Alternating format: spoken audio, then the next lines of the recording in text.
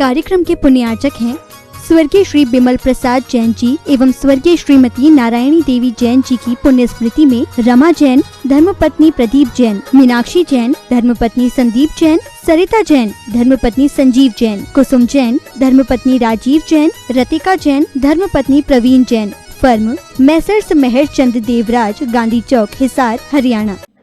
गुरुदेव हमसे अब बहुत दूर जा चुके हैं। हम सभी लोगों ने जो खोया है उसकी पूर्ति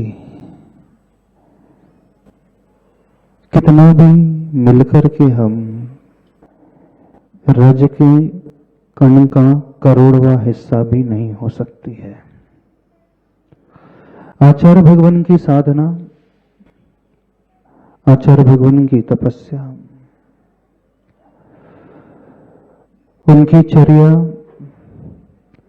बिल्कुल वैसी जैसे जगमगाता हुआ सूर्य होता है।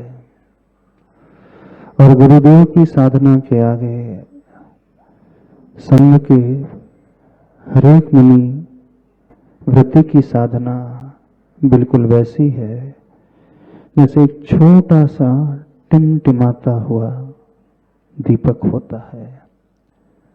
प्रकाश दीपक में भी होता है, लेकिन सूर्य प्रकाश के आगे दीपक के उस प्रकाश की कोई कीमत नहीं होती है। दीपक हजारों नहीं लाखों भी एक साथ जलाएं, उन्हें लाखों करोड़ों दीपक को प्रज्वलित करने के पश्चात जो प्रकाश पैदा होता है वह प्रकाश एक सीमित दायरे तक ही रहता है, सीमित दायरे के ही अंधकार को नष्ट कर पाता है। लेकिन जो सूर्य का प्रकाश होता है उसका प्रकाश करोड़ों गुना अधिक होता है। लेकिन एक वह सूर्य है, वह भी 12-13 घंटे के पश्चात अस्त हो जाता है। लेकिन एक ऐसा भी सूर्य होता है जो कभी अस्त को प्राप्त होता ही नहीं है। आचार्य भगवान उस सूर्य की बातें हैं। हर बार हमारे मुख से है शब्द ही निकलता है और ये गलत नहीं है, बिल्कुल गलत नहीं है, क्योंकि उनकी वाणी, उनका उपदेश, उनकी जो 56 वर्ष की साधना जो हमने अपनी आंखों से देखी है, प्रत्येक सदस्य ने न केवल देखा है बल्कि आचार्य भगवान के पद चिन्हों को फॉलो करते हुए, अनुसरण करते हुए अपने जीवन को भी कुछ उस प्रकार से बनाने की कोशिश की है। आचार्य भगवान का बाहरी स्वरूप और भीतरी स्वरूप दोनों ही अद्भुत तेज को लिए हुए था। एक विशेष घटना आप सभी को बताना चाहते हैं। आचार्य भगवान का जब स्वास्थ्य खराब हुआ, बहुत सारे प्राणिक हीलर जो हीलिंग करते हैं, रेकी करने वाले रेकी करते हैं, कई लोग मिलकर के सामूहिक रूप से हीलिंग कर रहे थे। लेकिन बहुत सारे हीलर्स ने एक कॉमन प्रॉब्लम ये बताया कि हमारी हीलिंग तब प्रभावकारी होती है जब सामने वाला व्यक्ति उसे एक्सेप्ट करता है।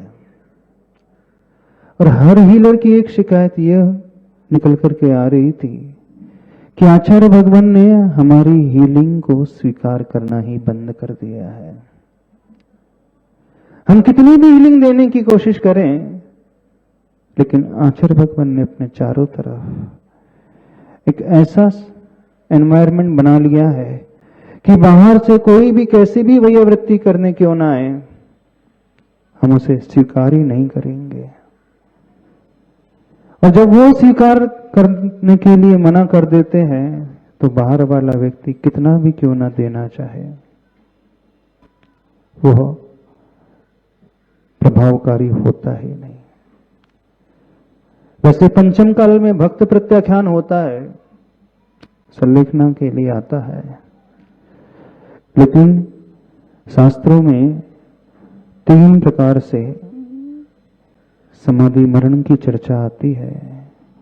एक प्रायोपगमन, दूसरा इंगिनी मरण और तीसरा भक्त प्रत्याख्यान। प्रायोपगमन संलेखना मरण वो कहलाता है जो मुनिराज होते हैं, जो छपक होते हैं, वो न दूसरों से वैयावृत्ति कराते हैं अपने शरीर की, और न ही स्वयं भी अपने हाथों से वैयावृत्ति करते हैं। चतुर्थ काल में जो उत्तम सहनन वाले मुनिराज छपक होते थे, वे ही इसकी योग्यता को, पात्रता को रखते थे। यदि ध्यान अवस्था में कोई उनके ऊपर उपसर्ग कर दे, उन्हें उल्टा पटक दे, तो वो करवट भी नहीं बदलते, जैसे पड़े हैं वैसे ही सहन करके अपने शरीर से प्राणों को छोड़ देते हैं। एक वह संलेखना का प्रकरण आता है। दूसरा प्रकरण आता है इंगिनी मरण, अर्थात वह मरण होता है जिसमें वो छपक, वे साधु दूसरों से वैयावृत्ति नहीं कराते हैं, लेकिन स्वयं अपने ही हाथों से अपनी वैयावृत्ति कर लेते हैं। यह भी मरण जो होता है, सिद्धांत ग्रंथों के अनुसार देखा जाए तो उत्तम सहनन वाले मणिराज ही कर सकते हैं। आदि के जो 3 सहनन होते हैं, वज्र वृषभ नाराज सहनन, नाराज सहनन और अर्ध नाराज, वज्र नाराज और नाराज सहनन, पंचम काल में वह भी नहीं होता है। पंचम काल में एकमात्र भक्त प्रत्याख्यान संलेखना मरण होता है। उसमें छपक चारों प्रकार के आहार का त्याग कर देते हैं। हाँ, लेकिन वह सेवा कराते हैं दूसरे साधुओं से। पर जब हम आचार्य भगवान के उस विचार को देखते हैं कि उन्होंने दूसरों से वैयावृत्ति कराना ही बंद जैसे कर दिया था। जब व्यक्ति बीमार पड़ जाता है तो वह चाहता है कि डॉक्टर्स मुझे देखें, हीलिंग देने वाले मुझे हीलिंग दें। पर आचार्य भगवान ने सभी हीलर्स की हीलिंग लेना ही, स्वीकार करना ही मना कर दिया था। मानो वह अपनी साधना को और बढ़ाने की कोशिश कर रहे थे। ठीक है, मैं दूसरों से कोई भी वैयावृत्ति नहीं कराऊंगा। एक बात तो ये। दूसरी बात ये जो सुनने में आई, कई लोगों को ऐसी शक्तियां भी होती हैं, आप लोगों ने सुना हो कि जिन्हें कुछ देव आदि आ जाते हैं। ऐसी शक्तियां भी होती हैं, देव अथवा यूं कहें बहुत ज्यादा पॉजिटिव शक्ति जो होती है।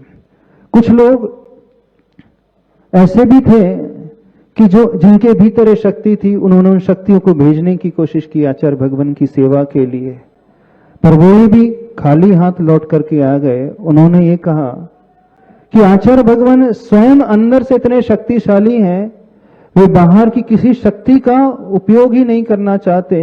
यदि हम उनके लिए कुछ करना भी चाहते हैं तो उन्होंने चारों तरफ मानो एक प्रकार का ऐसा वातावरण क्रिएट किया कि हम उनके निकट जा ही नहीं सकते। यानी अंदर से वो इतने जागृत थे कि हमें किसी प्रकार की शक्ति की भी आवश्यकता नहीं है, जो कि अंतिम समय है। तीसरी बात, जैसे कल आप लोगों से कहा था, वैद्य जी ने कहा था कि आचार्य भगवान आपको अपने शरीर को थोड़ा सा मजबूत बनाने के लिए गो दुग्ध की आवश्यकता है, गाय के दूध की आवश्यकता है। तो आचार्य भगवान ने कहा था नहीं, हमने त्याग कर दिया तो हमें उसकी भी आवश्यकता नहीं है। त्याग कर दिया सो कर दिया, अब नहीं है, हम उसे ग्रहण नहीं करेंगे। यानी एक प्रकार से जो उनके लिए पथ्य स्वरूप था, अपथ्य बिल्कुल नहीं था, पथ्य स्वरूप था, उसमें कोई दोष भी नहीं था। चाहते तो वो औषध के रूप में उसके सेवन कर सकते थे, लेकिन नहीं, आचार्य भगवान ने कहा नहीं, हमें उसकी भी आवश्यकता नहीं। नहीं, कुल मिलाकर के चाहे वो प्राणिक हीलिंग देने वाले हीलर्स हों, चाहे अन्य शक्ति रखने वाले ऐसे पुरुष हैं, अथवा जो वैद्य हैं, तीनों ही प्रकार के लोगों से उन्होंने सेवा लेना ही बंद कर दिया था, वैयावृत्ति कराना ही बंद कर दिया था। एक बात और विशेष आपको आचार्य भगवान की बताना चाहते हैं। कुछ लोग वहां पर कई दिनों से चौका लगा रहे थे। एक श्रावक ने कहा कि आचार्य भगवान जो संत, बड़े महान संत, उनके दर्शन करने के लिए अन्य अन्य भी संत आते थे, अन्य लोग भी आते थे, अन्य महात्मा लोग भी आते थे। एक महात्मा आचार्य भगवान के दर्शन करने के लिए आया। वो आचार्य भगवान के कक्ष में जाने की बार बार कोशिश कर रहा था, लेकिन चूंकि स्वास्थ्य प्रतिकूल था तो उन्हें थोड़ा सा परमिशन नहीं दी जा रही थी।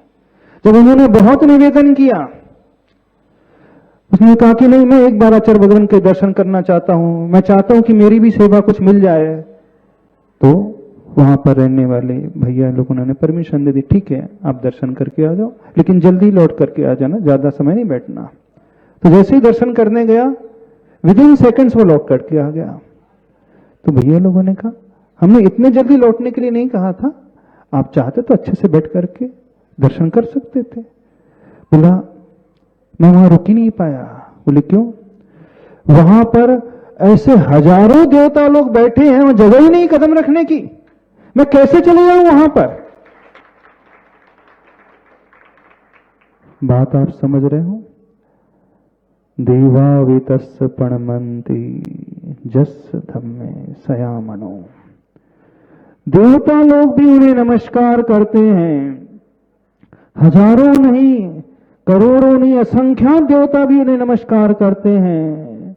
जस धम्मे सयामनो, जिस साधक का मन हमेशा धर्म में लीन रहता है, जो हमेशा अपनी चर्या को उज्जवल बनाते हुए उत्कृष्टता की ओर लेकर के चलने वाले होते हैं, जो हमेशा निष्प्रहता का जीवन जीते हैं, जिन्हें कोई इच्छा, जिनकी कोई मूर्छा का भाव शरीर के प्रति नहीं, कोई आसक्ति का परिणाम, सुखशीलता का भाव शरीर के प्रति नहीं होता है, ऐसे साधक के प्रति देवता लोग भी हमेशा नतमस्तक रहते हैं, उनके इर्द गिर्द परिक्रमा लगाते रहते हैं और वो अपना सौभाग्य मानते हैं।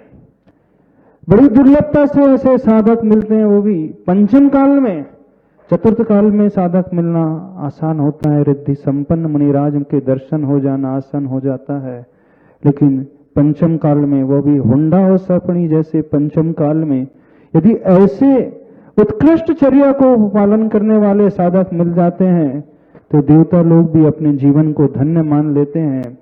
उनके चरण वंदना करके, उनकी सेवा शुश्रूषा करके वो अपने इस पर्याय को धन्य मानने की कोशिश करते हैं, क्योंकि देवता एक बात को लेकर हमेशा तरसते रहते हैं, काश हम भी मनुष्य होते तो अपने हाथों से उन गुरुओं के कर कमलों में कुछ दान दे सकते, आहार दान दे सकते, लेकिन चूंकि वैकृत शरीर के वो धारी होते हैं, आहार दान वो कभी दे नहीं सकते, तप संयम को अंगीकार वो कर नहीं सकते।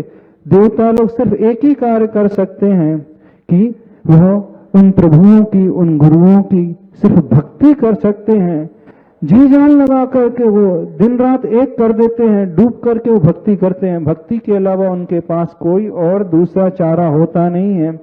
और वो भक्ति करने के लिए इससे साधुओं को, ऐसे छपकों को, ऐसे मुनिराजों को, ऐसे आचार्य भगवान को तलाश करते हैं कि जो चारों तरफ, जहां चारों तरफ प्रतिकूलता का ही माहौल है, ऐसे समय जो साधक अपनी आत्मा की साधना में लगे हैं, बस ऐसे साधकों को वो हमेशा खोजा करते हैं और उन्हें खोज करके उनकी सेवा शुश्रूषा करने के लिए, उनकी भक्ति करने के लिए तत्पर रहते हैं और अपनी पर्याय को धन बना लेते हैं। अपने आप को बड़े सौभाग्यशाली मानते हैं कि धन्य है, हमें ऐसे गुरुराज, ऐसे मुनिराज मिल रहे हैं। तो जब वह व्यक्ति वहां महात्मा दर्शन करने गया तो बोले मैं क्या दर्शन करने जाऊं, मैं तो सोचा था कि मैं अकेला हूं, लेकिन जब जाकर के देखा कि जहां चार भगवान बैठे हैं उनके चारों ओर, बोले कदम रखने की जरूरत जगह नहीं है, तो बस मैं तुरंत लौट करके आ गया। बोले धन्य है, दूर से उन्होंने आचार्य भगवान को प्रणाम किया, बोले धन्य है, बोले ऐसे अप्रतिम साधक जिनके दर्शन पाकर के आज मैं कृतकृत्य हो गया। तो हम ये बात बताना चाहते हैं कि आचार्य भगवान की साधना एक प्रकार से अद्भुत साधना है थी, अब फिर से है निकल गया, पर आचार्य भगवान की साधना अद्भुत साधना थी। बड़े अपन पुण्यवान थे, जितना लंबा समय गुरुदेव का हमें मिला। अपन अकेले ही नहीं, मनुष्य अकेले नहीं, मुनि समुदाय अकेले नहीं, संघ समुदाय अकेले नहीं, वे देवता भी उनके चरणों में हमेशा डले रहते थे, किंकर मान करके उनकी सेवा करते थे और अपने आप को धन्य मानते थे। तो ऐसे प्रभु, ऐसे गुरु, प्रभु ही कहेंगे उन्हें। भले ही वह तृतीय परमेष्टि में आते हैं, लेकिन साधुओं को, आचार्यों को चलते फिरते अरिहंत और चलते फिरते सिद्ध की उपमा दी है। तो हम तो उन्हें भगवान ही कहेंगे। ऐसे आचार्य भगवान मात्र वह तृतीय परमेष्टि में थे इसलिए नहीं, बल्कि इस हुंडा और सपनी के पंचम काल में जो उनकी साधना थी, वह साधना सूर्य की भांति ही नहीं, करोड़ों सूर्य को भी वह फीका करने वाली साधना थी। सूर्य भी अस्त को प्राप्त हो जाता है, लेकिन आचार्य भगवान की जो साधना है, उनकी जो चर्या है, उनके द्वारा जो दिखाया हुआ मार्ग है, वह कभी अस्त को प्राप्त होगा ही नहीं है। जो वो लेगेसी छोड़ करके हम सबके लिए गए हैं, जो संस्कार वो छोड़ करके गए हैं, वे संस्कार अब आगे बढ़ते चले जाएंगे। यही परोक्ष रूप से उन आचार्य भगवान को हम स्मरण करते हैं और अपने आप को धन्य मानते हैं।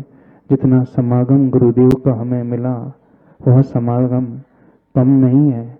उस समागम को हम प्रतिक्षण स्मरण में लेकर के आते हैं। भले ही वो उन्होंने भक्त प्रत्याख्यान किया था, लेकिन अंदर से मानो वह इंगिनी मरण की साधना ही करने वाले थे। जैसे इंगिनी मरण साधक होते हैं, वे दूसरे साधुओं से, दूसरे व्यक्तियों से किसी प्रकार की वैयावृत्ति सेवा नहीं कराते हैं।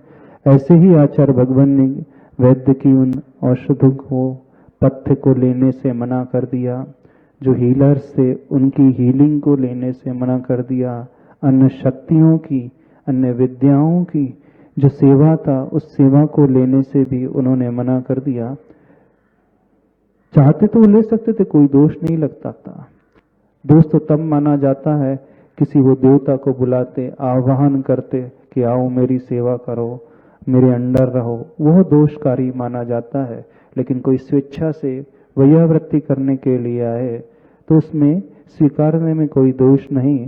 पर आचार्य भगवान की जो जागृति थी, सतर्कता थी, आत्मा के प्रति जो भावना थी, अंतिम समय ही नहीं, शुरू से लेकर अंतिम आखिरी समय तक उनकी जो जागृति बिल्कुल अलग ही प्रकार की आत्मा के प्रति थी। तो सच्चे वे आत्मा के साधक थे, आत्मा के ही साधना करने वाले थे, आत्मा के ही स्वभाव में डूबे रहने वाले थे। ज्ञान दर्शन लक्षण वाली जो आत्मा है, बस ज्ञाता दृष्टा भाव अपने भीतर जो हमेशा जागृत बना करके रखते थे। अनुकूल अवस्था में जब शारीरिक स्वस्थता होती है, उस अवस्था में ज्ञान दर्शन की साधना बनाना कथनचित आसान होता है। लेकिन जब प्रतिकूलता चारों तरफ से घेरने लग जाए, शारीरिक वेदना बढ़ने लग जाए, रोग बढ़ने लग जाए, कष्ट जब शारीरिक अधिक होने लग जाए, वह घड़ी होती है असली भेद विज्ञान की कि हमारी जागृति आत्मा के प्रति कितनी है। यदि उस समय, प्रतिकूलता के समय किसी की जागृति बनी रहे, तो समझना सच्चा भेद विज्ञानी व साधक माना जाता है। तो आचार्य भगवान सच्चे भेद विज्ञानी, आत्मविज्ञानी, आत्मा में ही डूबे रहने वाले, ये तो पंचम काल की मर्यादा थी, नहीं तो भक्त प्रत्याख्यान से इंगिनी मरण उनका हो जाता।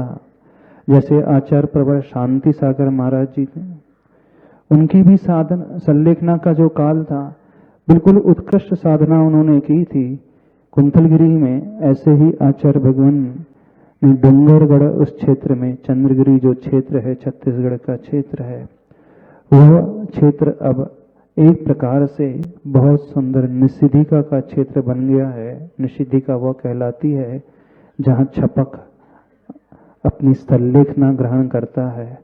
तो जहाँ आचार्य भगवान का शरीर रखा गया, जहाँ शरीर के संस्कार किए गए, वह माटी, वह राख, वह एक एक कण, एक एक वर्गणाएं, चारों तरफ की जो भी वर्गणाएं हैं वो एक पवित्र वर्गणाएं हो गई हैं। माटी वहाँ की पवित्र हो गई है। जैसी माटी सम्मेत शिखर जी की हो जाती है, वैसी ही माटी डूंगरगढ़ अतिशय क्षेत्र चंद्रगिरी की हो गई है।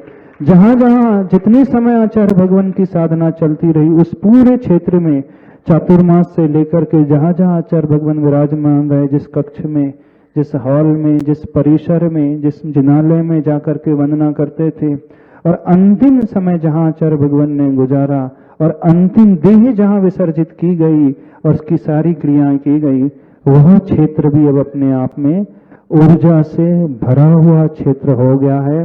तो हम तो यह कहना चाहते हैं, हर एक जैन श्रावक जाकर के उस माटी को अपने माथे में लगाना, अपने माथे को, अपने शरीर को पवित्र बना लेना, क्योंकि निषिद्धिका भी अपने आप में बहुत पवित्र स्थल माना जाता है। जैसे सम्मित शिखर क्षेत्र है, वहां पर सिर्फ माटी के अलावा कुछ भी नहीं है। वो माटी पवित्र इसलिए है कि वहां तीर्थंकर भगवंतों ने अंतिम समय व्यतीत किया, शुक्ल ध्यान के माध्यम से आत्मा की उस शुद्ध अवस्था को प्राप्त किया।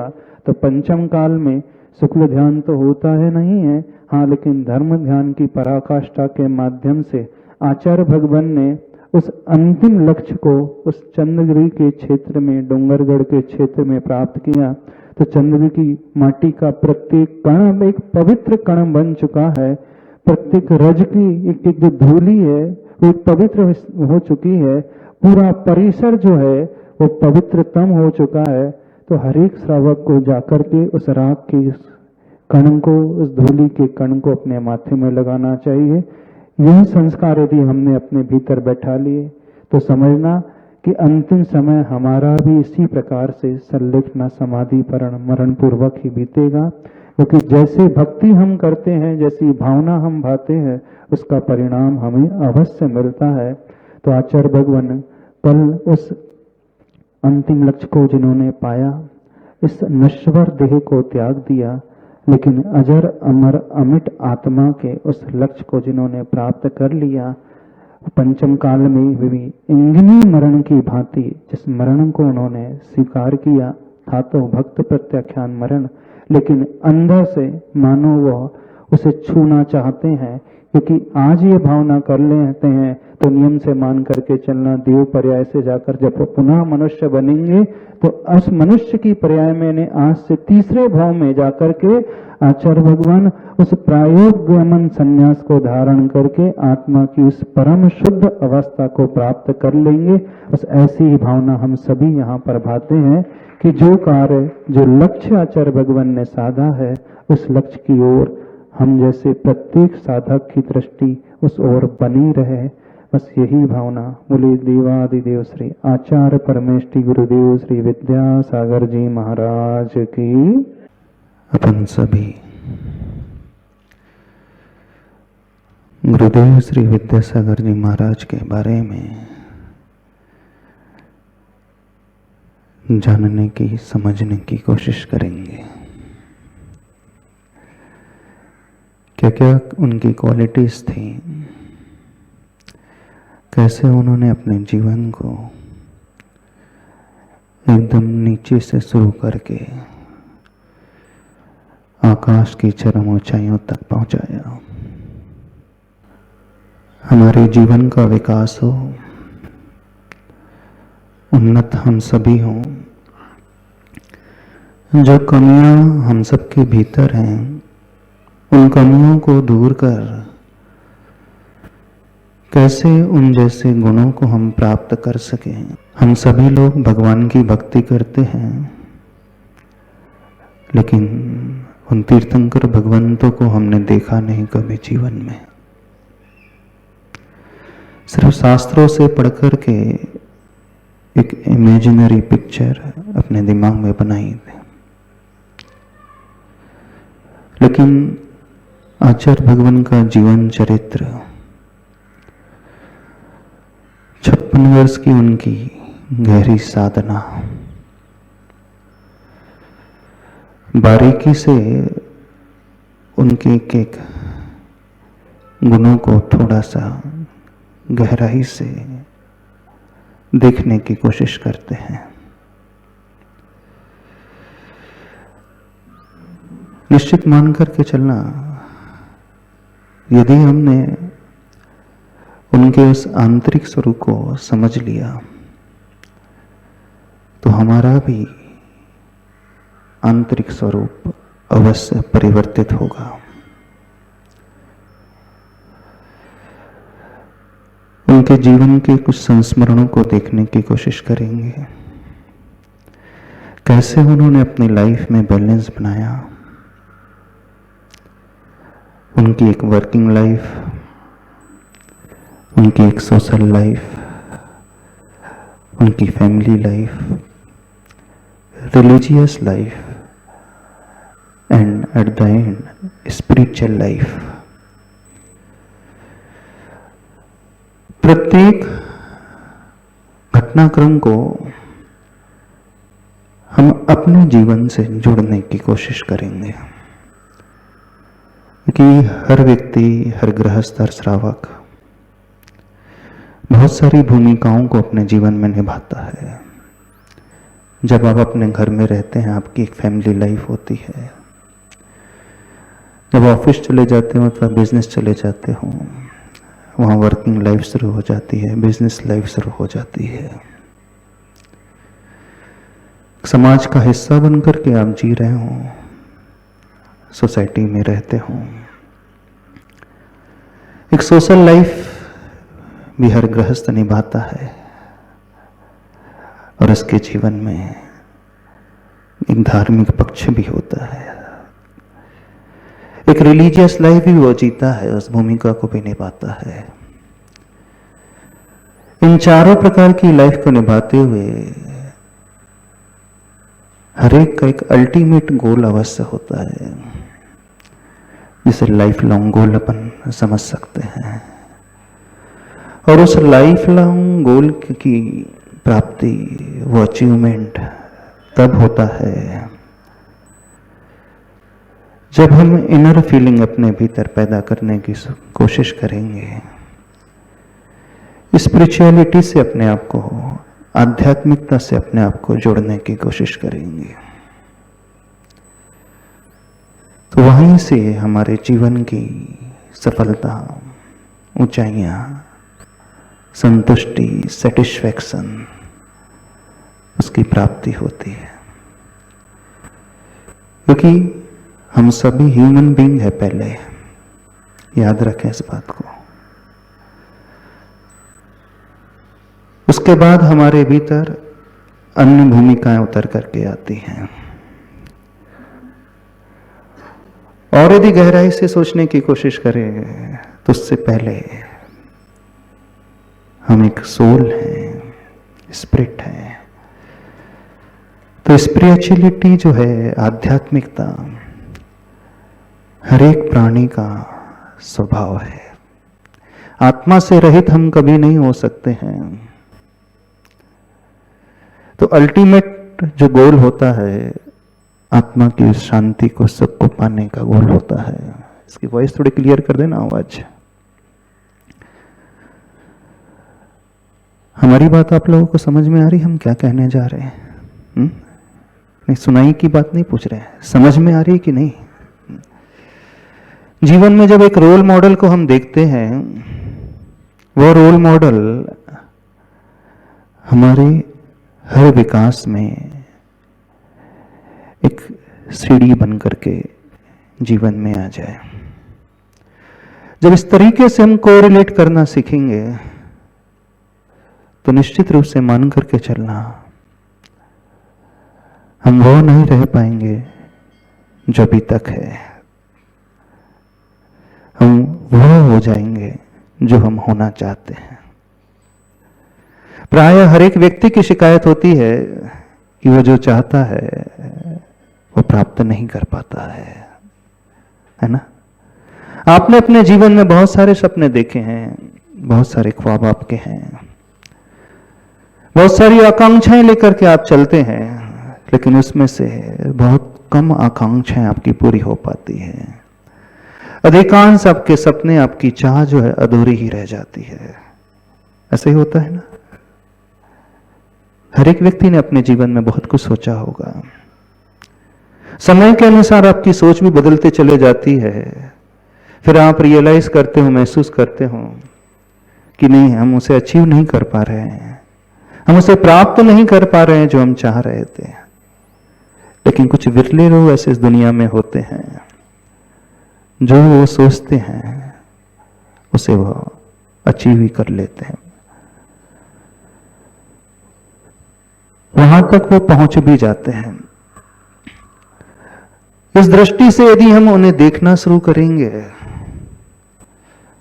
तो प्रैक्टिकली हम अपने आप को उनसे कोरिलेट करना प्रारंभ कर देंगे। सबसे बड़ी परेशानी यह होती है सबके साथ, जब जब आप अपने इष्ट को पूजते हो, प्रभु के पास आते हो, सिर्फ बाहर से उन्हें देखते हो, पूजा की कुछ पंक्तियों को गुनगुना लेते हो, कोई स्तोत्र पढ़ लेते हो, कोई स्तुति भक्ति पढ़ लेते हो और लौट करके चले जाते हो। आपके भीतर में ज्यादा इंपैक्ट पैदा नहीं होता है। ऐसे होता है ना? वर्षों से आप प्रभु के पास आते हो, मंदिर आते हो, लेकिन आपका जीवन न बाहर से पूरा बदल पाता है और न ही भीतर से ही बदल पाता है। आज से 30 साल पहले जैसे थे आज भी आप वैसे ही हो। जो कमियां आपके पास पहले भी थी, 20 साल हो गए आपके लाइफ के, आज भी उन कमियों में कोई कमी नहीं आई है। आ गई? उन कमियों में कोई कमी आई? होना ये चाहिए, हमारी कमियों में कमी आना चाहिए, लेकिन कमियां एज इट इज बनी है, या यूं कहें धीरे धीरे और बढ़ते चले जाती है। प्रभु के निकट आकर के व्यक्ति कुछ कुछ तो प्रभु जैसा बनता होगा, नहीं बन पा रहा है। इसका अर्थ है अभी तक कोरिलेट व्यक्ति करता नहीं है जिसे वो आदर्श मानता है। लेकिन उससे कोरिलेट करना बड़ा आसान हो जाता है जिसके जीवन को हमने देखा है बारीकी से, जिनकी क्रियाओं को हमने समझा है, उनकी हर एक्टिविटी को बड़े अच्छे से परखा है। जो रोल मॉडल होता है वो कैसे कैसे कार्य करता है, कैसे वो चलते हैं, कैसे वो उठते हैं, कैसे वो बैठते हैं, कैसे वो देखते हैं, कैसे वो बोलते हैं, कैसे वो सुनते हैं, कैसे वो खाते हैं, कैसे वो पीते हैं, कैसे वो सोचते हैं, कैसा वो विजन वो रखते हैं। जब हम अपने भीतर इस दृष्टिकोण को लाना सीख लेते हैं तो एक जो इफेक्ट पैदा होता है, एकदम भीतर का इफेक्ट पैदा होता है। वो हमारे दिमाग तक, अंदर तक वो बात पहुंच जाती है। लेकिन जिस रोल मॉडल को हमने देखा नहीं, सिर्फ सुना है, पढ़ा है, उससे एकदम से जुड़ाव नहीं हो पाता है। हो सकता है जुड़ाव, ऐसा नहीं कि वो असंभव है, लेकिन उसके लिए बहुत बहुत अधिक डिवोशन चाहिए, बहुत अधिक डेडिकेशन चाहिए। तब कहीं व्यक्ति उस आदर्श को देख करके, यानी आदर्श की प्रतिकृति को देख करके, उनकी मूर्ति को देख करके उन जैसा परिवर्तन ला लेता है। हमने जीवंत देखा है उनकी हर क्रियाओं को देख करके हम अपनी तुलना उनकी क्रियाओं से कर सकते हैं। जो जो क्रियाएं वो करते हैं और जो जो क्रियाएं हम करते हैं, क्योंकि बहुत सारी क्रियाएं ऐसी होती हैं, कॉमन होती हैं। आप भी भोजन करते हो, खाते हो, पीते हो, सोते हो, उठते बैठते हो, और ये क्रियाएं हैं। रोल मॉडल भी करते थे, आचार्य भगवान भी करते थे। आप भी दुनिया को देखते हो, वे भी दुनिया को देखते थे। आप भी अपने मुख से हमेशा कुछ कहते हो, वे भी कुछ कहते थे। आप भी दुनिया की बातें सुनते हो कि नहीं? सुनते तो हो, कुछ की सुनना पड़ता है, कुछ सुनते हो, है ना? ऑफिस में है, घर में है, कुछ लोगों की आपको सुनना पड़ता है। वे आचार्य भगवान भी सुनते थे, लेकिन उनका सुनना, उनका listening power, active listening power था। तो उनकी हर एक्टिविटी हमें कुछ सिखाने वाली है, बशर्ते हम उस एंगल से उन्हें देखना सीखें। जयकारा लगाना बड़ा आसान हो जाता है महापुरुषों का, है ना? उनकी जय जयकार करना बड़ा आसान होता है। उनकी आरती उतारना भी बड़ा आसान हो जाता है, होता है। 4 पंक्तियां ही तो आपको गाना है। पूजा करते समय अष्टद्रव्य की सामग्री चढ़ाना है। जिनवाणी में जो पूजा लिखी है उसे पढ़ करके, गुनगुना करके द्रव्य चढ़ा देना बड़ा आसान होता है। उसमें अपना कुछ भी नहीं होता, सब कुछ पराया होता है, दूसरों का होता है। लेकिन एक बात याद रखें, हमारे जीवन का विकास, हमारा आत्म विकास पराई क्रियाओं से नहीं होता कभी भी। वो क्रियाएं हमारी अपनी होना चाहिए, उनसे होता है। और वो अपनी क्रियाएं तब होती हैं जब उन्हें देख करके हम अपने आप को उनसे को रिलेट करना शुरू कर देते हैं। हम तुलना उनसे करने लगते हैं, उनकी क्रियाओं से करने लगते हैं। फिर उसके बाद जो भी सोच उत्पन्न होगी, जो विचार पैदा होगा, जो भाव पैदा होगा, वो हमारा अपना होगा। पुस्तक का पढ़ा हुआ नहीं होगा, चिन्हवाणी का पढ़ा हुआ नहीं होगा। किसी ने कुछ पूजा लिख दी हो, आरती लिख दी हो, वो नहीं होगा। फिर वो हमारे अपने हृदय का होगा। और जो अपने हृदय से निकलता है, अपने दिल से निकलता है, वो अपना होता है। उसमें किसी की कॉपी नहीं होती है, बाकी सब में कॉपी होती है। तो समझने की कोशिश करना, हमारा जीवन उठता कैसे है ऊपर, हम अपने भीतर परिवर्तन कैसे लाते हैं। टेक्निक को यदि हमने समझ लिया तो विश्वास करना, बहुत जल्दी आप वो पा जाओगे जो आपने अपने जिंदगी के 30 वर्षों में नहीं पाया होगा।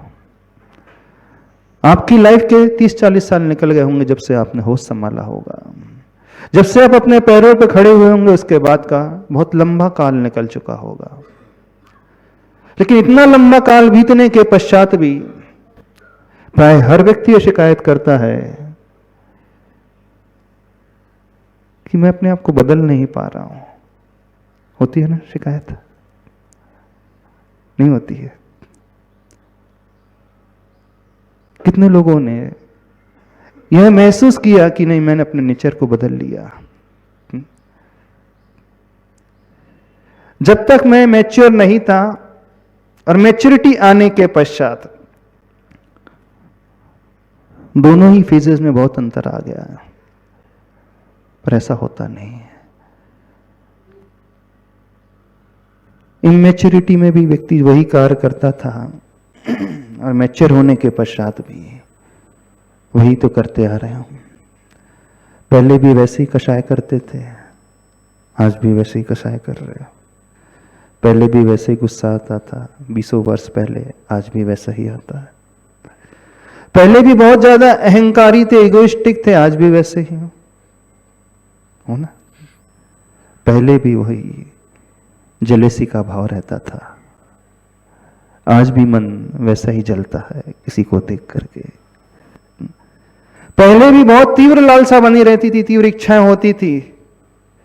उम्र के साथ, समय के साथ इच्छाओं में कमी आई, बढ़ती चली गई, बढ़ती चली गई। होना तो ये चाहिए था, जैसे जैसे हम बढ़ते हैं हमारी समझदारी भी बढ़ती है, बढ़ना चाहिए, हमारी मैच्योरिटी भी बढ़ना चाहिए, हमारा विवेक भी ऊपर उठना चाहिए। पर होता नहीं ऐसा, प्राय नहीं होता है। फैक्ट है, स्वीकार कर लेना, नहीं होता है ना। क्यों नहीं होता है? इसलिए नहीं होता है कि हमने यह समझने की कोशिश नहीं की अभी तक, उस तरीके को समझने की कोशिश नहीं की। जो हम चाह रहे हैं उसे हम पाए कैसे? तो आज से अपने कुछ इस क्रियाओं को, इस तरीके को समझने की कोशिश करेंगे, उन आचार्य भगवान रूपी रोल मॉडल को लेकर के, उनकी हर एक्टिविटीज को लेकर के, वो जैसा जैसा करते थे, जो जो करते थे, वो किस प्रकार से करते थे, हम उस ढंग को समझने की कोशिश करेंगे और कुछ नहीं है। यदि उस प्रोसेस को हमने समझ लिया, फिर उनमें और हम में ज्यादा अंतर नहीं रह जाएगा। मान करके चलना, फिर ज्यादा अंतर नहीं रह जाएगा। हम भी वहां पहुंच सकते हैं जहां वे पहुंचे, हम भी वो कर सकते हैं जो उन्होंने किया, हम भी वैसा पा सकते हैं जैसा उन्होंने पाया। वो भीतर की बात है, वो करंट की भांति है। अल्टीमेटली मैटर वो करता है। नहीं है तो सबको सब कुछ पता है, बाहर की क्रिया क्या क्या होती है, किसे नहीं पता है, दुनिया का हर व्यक्ति जानता है, लेकिन जानता नहीं है तो उस वे को, उस प्रोसेस के तरीके को नहीं जानता। बस समझ में आ रही हम क्या कह रहे हैं? तो आचार्य भगवान के जीवन को अपन उस ढंग से देखने की कोशिश करेंगे। उनकी लीडरशिप क्वालिटीज क्या थी, कैसी थी, उनके मैनेजमेंट स्किल्स कैसे थे, कैसे उन्होंने अपनी लाइफ में बैलेंस बनाया उस एडवर्सिटी को झेलते हुए, कैसे अपने आप को उन्होंने बहुत ऊपर उठाया, और उद्देश्य अपने आप को हम वैसा बनाना चाहते हैं, इस पर्पस को लेकर के समझने की कोशिश करेंगे। प्राय एक बात और हो जाती है, बहुत सारे लोग चरित्र पढ़ते हैं, किसी के बारे में सुनते भी हैं, लेकिन उनका पढ़ना और सुनना सिर्फ पढ़ने सुनने तक ही सीमित रहता है। क्या कह रहे हैं हम? प्राय दुनिया का पढ़ना और सुनना और गाना, कहना सिर्फ बाहर की एक्टिविटीज तक ही रहता है। उसमें हमारा जुड़ाव, हमारी आत्मीयता, हमारा भावना का पक्ष नहीं आ पाता है, हमारे हृदय का पक्ष नहीं आ पाता है। इस कारण वैसा हो जाता है। कंफ्यूज तो नहीं हो रहे? हम क्या बताने की कोशिश कर रहे हैं, आप लोग समझ पा रहे हो? पहले इस बात को समझ लो, हमें समझना क्या है। नहीं तो होता है ऐसी, पूरी जिंदगी निकल जाती है, हम यह नहीं समझ पाते कि हमें समझना क्या था। बहुत कुछ समझते हैं हम, लेकिन यही नहीं समझ पाते क्या समझना चाहिए था। तो आचार्य भगवान के जीवन को देख करके, उनके चरित्र को देख करके, उनके क्रियाकलाप को देख करके हम वह समझने की कोशिश करेंगे, कैसे उन्होंने वो परिवर्तन अपने भीतर लाया। रियल लीडर्स और the ordinary people with extraordinary determination. Acharya Bhagwan एक बहुत महान लीडर थे, लेकिन जन्म से नहीं थे। जन्म से नहीं थे। एक्स्ट्रा ऑर्डिनरी डिटर्मिनेशन लेकर के जब आए तो उन्होंने अपने पोटेंशियल को उद्घाटित कर लिया। जो क्षमता उनके भीतर थी उसे प्रकट कर दिया।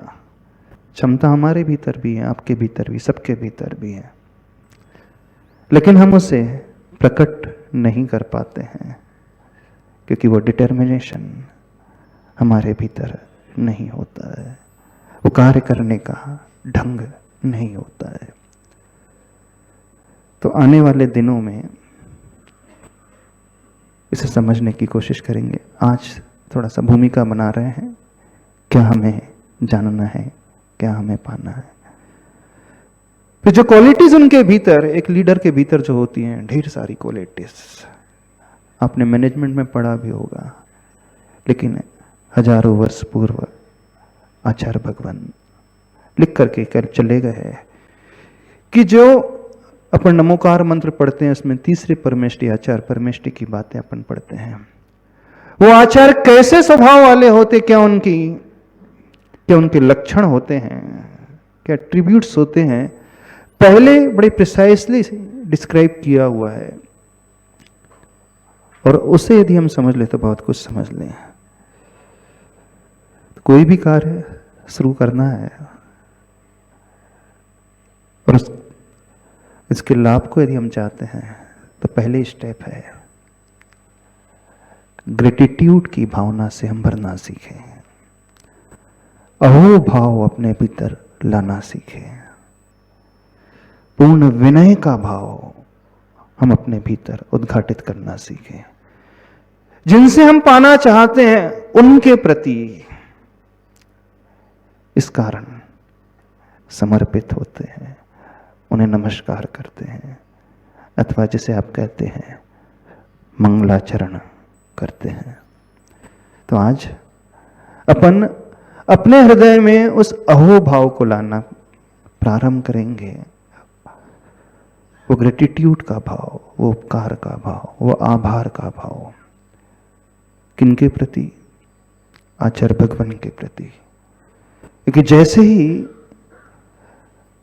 हम इस अहोभाव को अपने भीतर लाते हैं वैसे ही हम रिसेप्टिव होना शुरू हो जाते हैं, हम ग्रहणशील होना शुरू हो जाते हैं। हमारे ब्रेन्स की, हमारे माइंड्स की उधर सारे दरवाजे खुल जाते हैं, हम चारों तरफ से उस पॉजिटिव वाइब्रेशन को लेना शुरू कर देते हैं। और वो ग्रेटिट्यूड का भाव तब आता है जब हम अपने अहम को सर्वप्रथम विसर्जित करते हैं, अपने मान को छोड़ करके उनके चरणों में झुकते हैं, तभी यह भाव आता है। और यही एक धर्म की क्रिया से की शुरुआत यहीं से होती है। तो आचार्य भगवान के हर एक पहलू को देखने की कोशिश करेंगे, उनकी वर्किंग स्टाइल को देखने की कोशिश करेंगे, उनकी वर्किंग लाइफ को देखने की कोशिश करेंगे, उनकी सोशल लाइफ को और उनकी पारिवारिक जीवन को, क्योंकि उनका संग एक परिवार है। फिर उनके धर्म के पहलू को और सबसे अंत में उनके आध्यात्मिक दृष्टिकोण को समझने की कोशिश करेंगे। क्योंकि एक बात याद रखना, जब तक भीतर आध्यात्मिकता ना हो, आध्यात्मिकता का पहलू हमारे भीतर ना हो, हमें अपनी पूरे लाइफ का गोल भी समझ में नहीं आएगा। हम आखिर जीवन में चाहते क्या हैं, हमारी लाइफ का पर्पस क्या है, 99% लोगों को पता ही नहीं है। आप लोगों को भी नहीं पता है। आप जो कहते हो कि ना हमें पर्पस पता है, हमें पैसा कमाना है, घर बनाना है, फ्लैट लेना है, गाड़ी लेना है, बच्चों को बड़ा करना है, उनको अपने पैरों पे खड़ा करना है, उनको सेटल करना है, ये पर्पस नहीं है। पर्पस जो होता है अंदर का होता है, अंदर के सुख और शांति का होता है। वो एक सेटिस्फेक्शन का होता है कि हमने इस मनुष्य भाव को पाया, हमें शरीर मिला, जैन कुल मिला, सब कुछ मिला, रुपया पैसा मिला, स्टेटस मिला, एक अच्छी सोसाइटी मिली, एक अच्छी फैमिली मिली, इन सबको पाने के पश्चात क्या हमारे जीवन का उद्देश्य इतना ही था?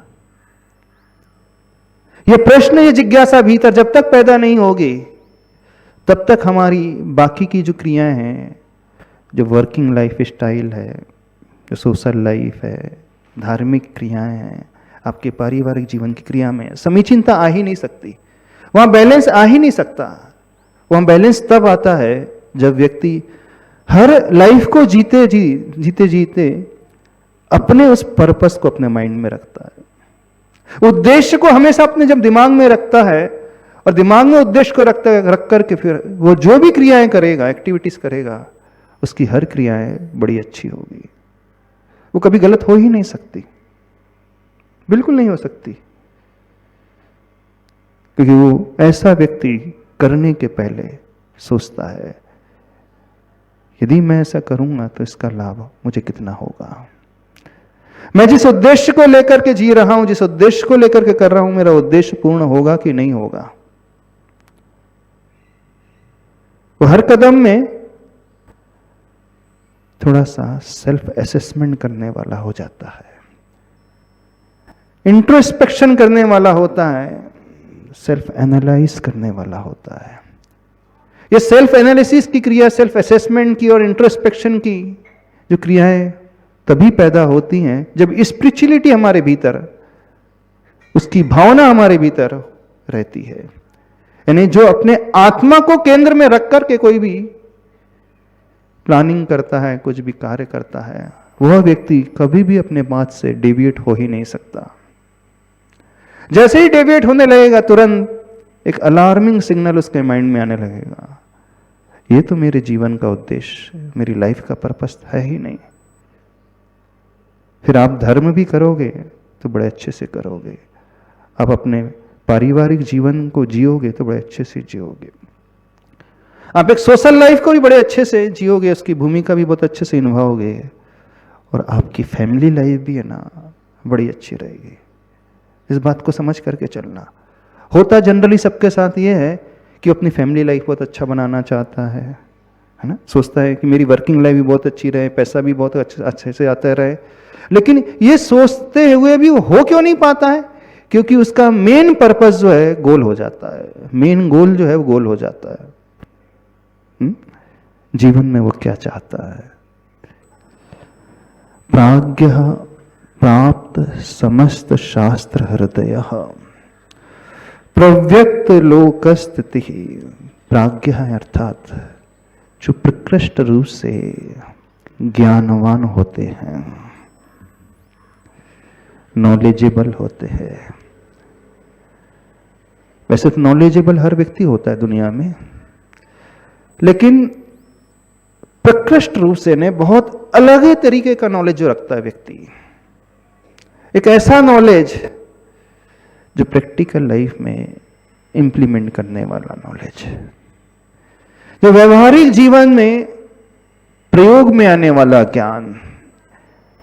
आपके भीतर भी ढेर सारा ज्ञान है, लेकिन वह ज्ञान सिर्फ आपके ब्रेन की शोभा बढ़ा रहा है, उससे ज्यादा कुछ नहीं कर रहा। जैसे कंप्यूटर में मेमोरी कार्ड होता है, कितने जीबी का होता है? आपके मोबाइल में चिप होती है, कितनी मेमोरी होती है?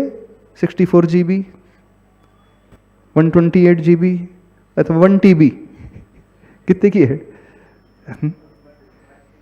1 TB वाली भी आ जाती है, हार्ड डिस्क आ जाती है। जो प्राय दुनिया में जितने भी लोग हैं उनका ज्ञान सिर्फ उनकी दिमाग की शोभा बढ़ाने वाला है। जैसे शोकेस होता है, किसी भी शोरूम में एक शोकेस होता है, डिस्प्ले होता है, वहां सिर्फ देखना अलाउ है, टच करना बिल्कुल अलाउ नहीं है। सिर्फ देखें, छुए नहीं, don't touch, just look at this, है ना शोकेस। तो प्राय दुनिया में जो भी ज्ञान होता है वो क्या दिमाग को भरने वाला होता है कि नहीं हमारे पास कुछ है।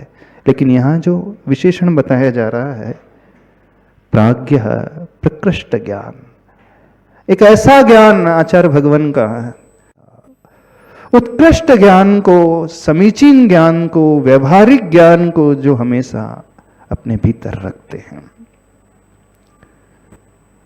समझ रहे हो? आपका भी मेमोरी पावर है, पर आप लोगों की समस्या यह है कि जब आवश्यकता होती है उस समय आप भूल जाते हो, है ना? उस स्टूडेंट की भांति एग्जाम हॉल में क्वेश्चन पेपर को देख करके आंसर भूल जाता है। एग्जाम हॉल से पहले पूरा याद रहता है, जैसे ही क्वेश्चन पेपर आता है स्किप हो जाता ना। बहुत सारों के सही समस्या रहती है, बहुत सारों के साथ प्रैक्टिकल लाइफ में ही समस्या रहती है। जो पढ़ा है, जो समझा है, जो सुना है, जब उसे अपने रिलेशनशिप में उतारना है उस समय वो याद नहीं आता है। जब घटना घट जाती है फिर बाद में रियलाइज होता है, अरे अपन ने ऐसा कर लिया, नहीं करना था। होता है ना, पश्चाताप करते हैं अपन सभी लोग, काश उस समय वैसा नहीं बोला होता, वैसे रिएक्ट नहीं किया होता तो कितने अच्छे संबंध बने रहते हैं, वैसे गुस्सा नहीं किया होता है। आपको भी ज्ञान है ना, गुस्सा नहीं करना चाहिए, क्रोध नहीं करना चाहिए, सबको पता है ना। क्रोध करना अच्छी बात है, बुरी बात है क्रोध करना, सबको पता है। हाँ, लेकिन जब निमित्त मिलता है उस समय ज्ञान कहाँ चला जाता है? हमारे ब्रेन में चला जाता है। वो फाइल जो है खुल नहीं पाती है। हाँ? कब खुलती है फाइल वो? क्यों? आफ्टर 5 मिनट्स, 5 मिनट बाद वो खुल के आती, अरे ये तो गलती हो गई अपने से। पर आचार्य भगवान प्रकृष्ट ज्ञान के धारी, जिस समय जब जब जैसी आवश्यकता है तुरंत उनकी फाइल खुल जाती है। एक विशेषण दिया है, प्राज्ञ। इतना ही रखें आज, क्योंकि आपके आगे भी प्रोग्राम है। टाइम पे अचानक कल से, आज इतना ही रखते हैं। धीरे धीरे अब समझने की कोशिश करेंगे। तो यह भक्ति करके हम अपने भीतर उस ग्रेटिट्यूड की भावना को लेकर के आएंगे, आभार की भावना को, और अपने अहम को विसर्जित करके, अपने ईगो को छोड़ करके पूर्ण रिसेप्टिव होकर के हम अपने मानस पटल को तैयार रखेंगे। और ये मान करके चलना, अभी तक जो भरा है हमारे दिमाग में सिर्फ कचरा ही भरा है, उससे ज़्यादा कुछ नहीं भरा है। और जहाँ कचरा एकत्रित हो जाता है वहाँ का वातावरण जो है, एनवायरनमेंट जो है, पॉल्यूट हो जाता है, प्रदूषित हो जाता है। अभी तक हमने जो पाया है उससे सिर्फ अपने व्यवहार को प्रदूषित किया है ना, संबंधों को बिगाड़ा है, अपनी मानसिक सुख शांति को खोया है। तब उद्देश्य अपने जीवन को बहुत सुव्यवस्थित बनाते हुए आचार्य भगवान के जीवन चरित्र को, उनके कार्यशैली के ढंग को समझने की कोशिश करेंगे, ताकि हमारा व्यवहारिक जीवन, पारिवारिक जीवन, धार्मिक जीवन, आध्यात्मिक जीवन, सामाजिक जीवन सब तरीके से सुव्यवस्थित बन सके। बोलिए आचार्य परमेष्ठी गुरुदेव श्री विद्यासागर जी महाराज की। इस कार्यक्रम के पुण्यार्चक थे स्वर्गीय श्री बिमल प्रसाद जैन जी एवं स्वर्गीय श्रीमती नारायणी देवी जैन जी की पुण्य स्मृति में रमा जैन, धर्मपत्नी प्रदीप जैन, मीनाक्षी जैन, धर्मपत्नी संदीप जैन, सरिता जैन, धर्मपत्नी संजीव जैन, कुसुम जैन, धर्मपत्नी राजीव जैन, रतिका जैन, धर्मपत्नी प्रवीण जैन। फर्म मैसर्स मेहर चंद देवराज, गांधी चौक, हिसार, हरियाणा।